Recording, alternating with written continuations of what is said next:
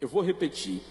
Nem nações chamadas anticristãs estão na iminência de aprovarem leis, como o Brasil está pretendendo fazer. 1.575 projetos de lei que estão aguardando votação no Congresso Nacional estão diretamente relacionados com a igreja evangélica no Brasil. E tem crente que não entende isso ou não atenta para isto.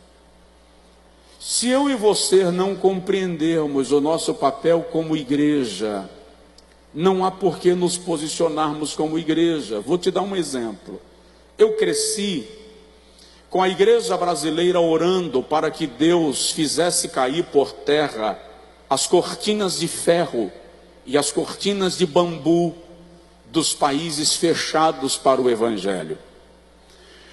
Eu cresci orando para que a União Republicana Socialista Soviética abrisse caminhos para a pregação do Evangelho, para que Cuba fosse evangelizada, a China, o Vietnã, a Coreia do Norte, Laos, Camboja, nações fechadas para a pregação do Evangelho.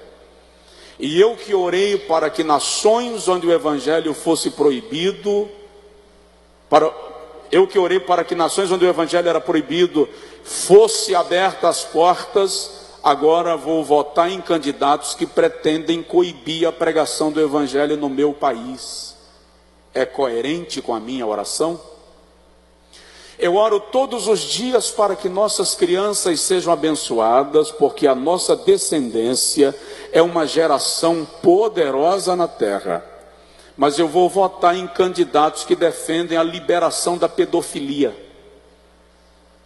A minha oração tem coerência?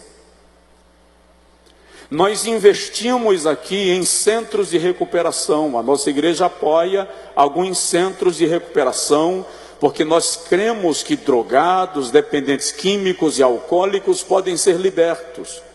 Mas eu quero votar em candidatos que pregam a liberação do cultivo e do comércio das drogas. É coerente?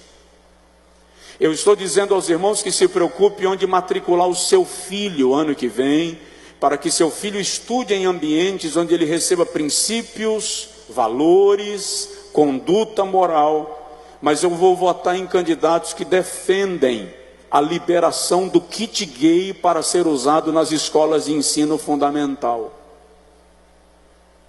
Onde está a coerência do cristianismo que eu prego e da oração que eu faço? Alguns líderes do Brasil e os maiores líderes da igreja evangélica no Brasil se posicionaram em alto e bom som acerca do candidato a presidente que eles estão apoiando, ou que nós estamos apoiando, acerca de candidatos específicos. Eu não gosto da menção direta. Não é que eu sou contra fazê-lo, mas gosto que você entenda o que é princípio de liberdade e a exerça com sabedoria e com inteligência. Então, a igreja do Senhor Jesus no Brasil está num momento muito melindroso da sua história. E eu vou repetir. Nenhuma nação que institucionalizou a iniquidade foi poupada do juízo divino.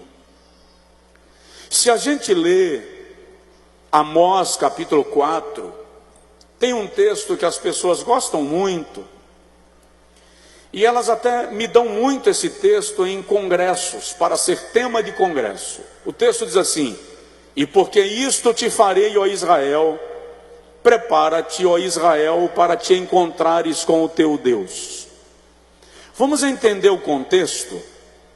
Naquele texto de Amós, o Senhor está reclamando do pecado de Israel, da violência, da idolatria, do derramamento de sangue, da desonra e da corrupção.